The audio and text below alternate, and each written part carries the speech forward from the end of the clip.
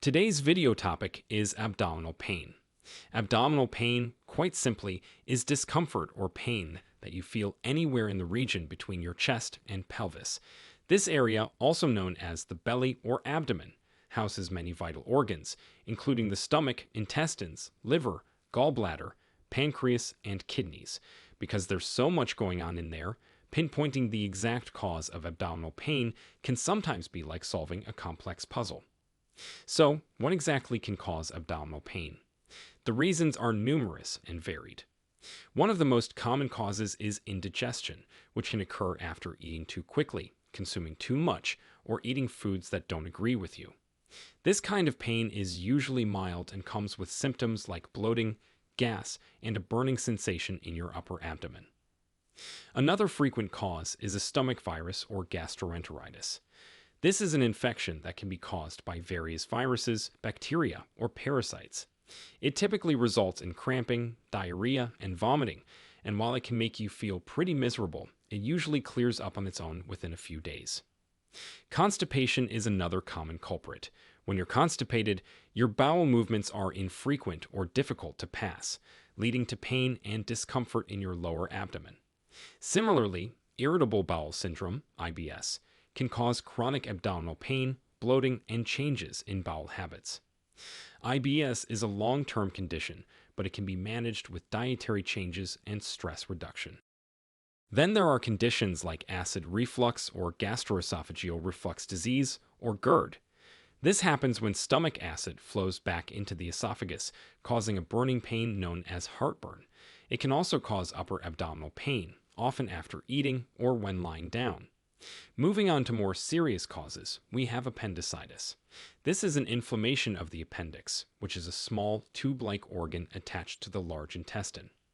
Appendicitis usually starts with pain near the belly button, which then moves to the lower right side of the abdomen and becomes severe.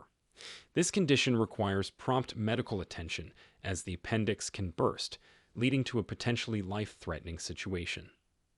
Gallstones can also cause abdominal pain.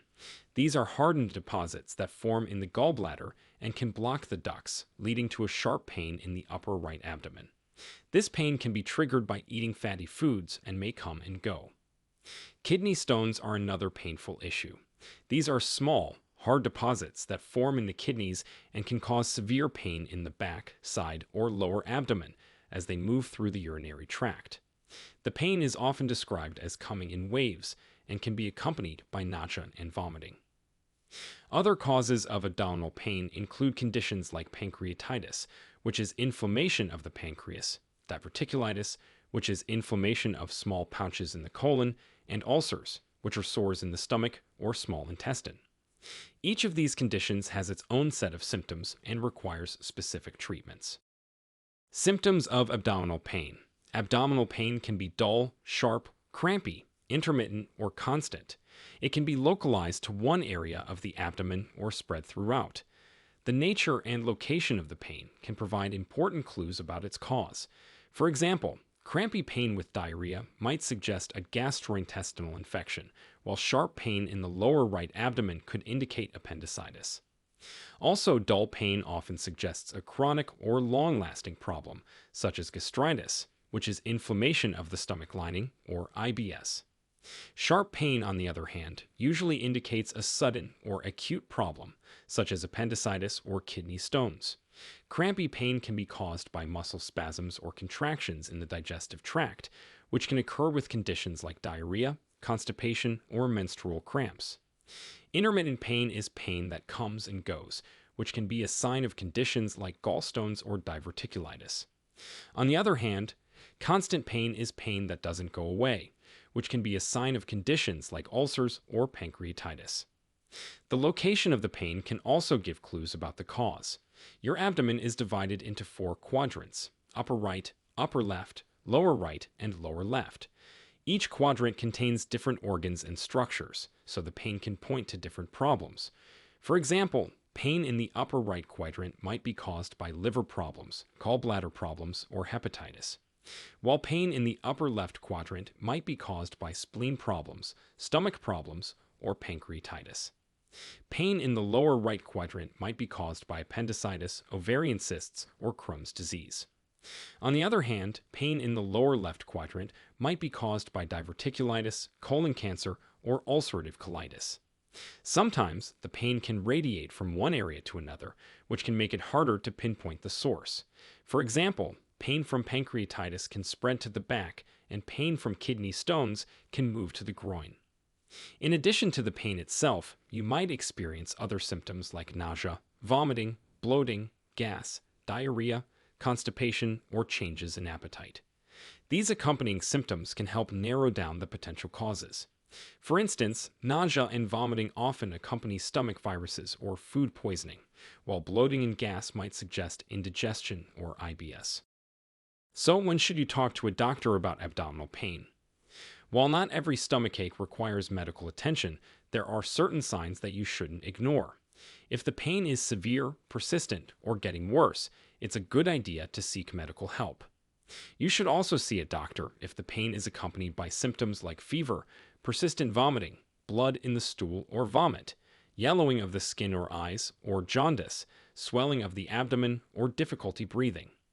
These could be signs of a more serious condition that needs prompt treatment. Before we continue, if you have been enjoying the video so far, hit the like button and don't forget to subscribe and hit the bell icon so you don't miss more videos like this. Diagnosis of abdominal pain. When you visit a doctor with abdominal pain, they'll start by asking about your symptoms and medical history. They'll want to know when the pain started, where it's located, what it feels like, and if anything makes it better or worse. This information can help them identify potential causes. Next, they'll perform a physical exam. This might include gently pressing on different areas of your abdomen to check for tenderness or swelling. They might also listen to your abdomen with a stethoscope to hear if your intestines are making normal sounds. Depending on what they find, they might order further tests. Blood tests can check for signs of infection, inflammation, or other issues. A urine test can look for signs of kidney problems or a urinary tract infection. In some cases, imaging tests like an ultrasound, CT scan, or MRI might be needed to get a better look at your internal organs. For digestive issues, they might recommend an endoscopy, where a thin, flexible tube with a camera is inserted down your throat to look at your stomach and small intestine, or a colonoscopy, which looks at your large intestine. These tests can help diagnose conditions like ulcers, inflammation, or blockages. Treatment of abdominal pain. Once the cause of your abdominal pain is identified, treatment will depend on the underlying issue. For mild cases like indigestion or a stomach virus, rest, hydration, and over-the-counter medications might be all you need. Antacids or acid reducers can help with heartburn or GERD, while antispasmodics can relieve cramping from conditions like IBS. If your pain is due to constipation, increasing your fiber intake, staying hydrated, and getting regular exercise can help get things moving. For more persistent or severe constipation, your doctor might recommend laxatives or other medications. Infections like gastroenteritis usually just need time to resolve, but staying hydrated is crucial, especially if you're experiencing vomiting or diarrhea. In some cases, antibiotics might be necessary if the infection is bacterial. For conditions like appendicitis, gallstones, or kidney stones, more intensive treatment might be needed. Appendicitis typically requires surgery to remove the appendix. Gallstones might be treated with medications to dissolve them, but if they're causing severe pain or complications, surgery to remove the gallbladder might be necessary.